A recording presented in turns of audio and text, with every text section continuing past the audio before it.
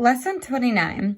The objective of this lesson is to connect division by unit fraction to division by 1/10 and 1/100th. So let's take a look at part A. We have 5 divided by 0.1, which is the same thing as 1/10. And it is asking you, there are how many blank amount of tenths in one whole?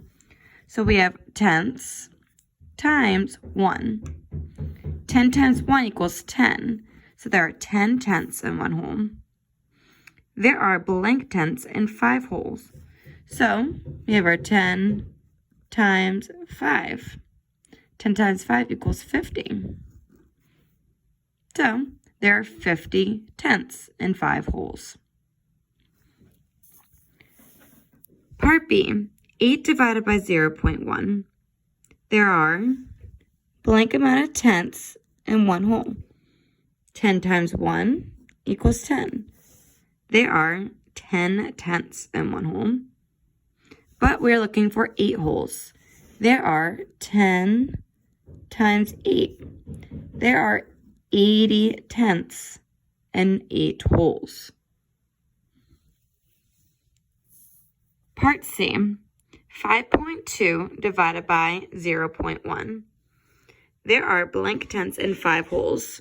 So we have 10 times 5. 10 times 5 equals 50. There are 50 tenths in 5 wholes. There are blank tenths in 2 tenths. So if you notice, these aren't wholes. These are 2 over 10. So there are 2 tenths and 2 tenths. And then the last part, there are blank tenths in 5.2. So times 5.2. When we multiply by a power of 10, we know we can just move the decimal over 1 space because there's 1 0.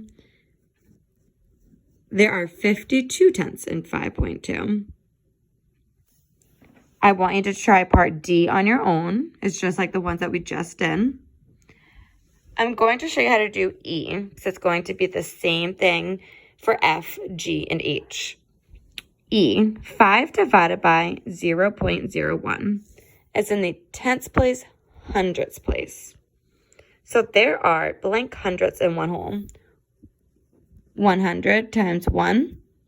There are 100 hundredths in one whole. Now we're figuring out how many are there in 5 wholes. So we have 100 times 5. 100 times 5 equals 500.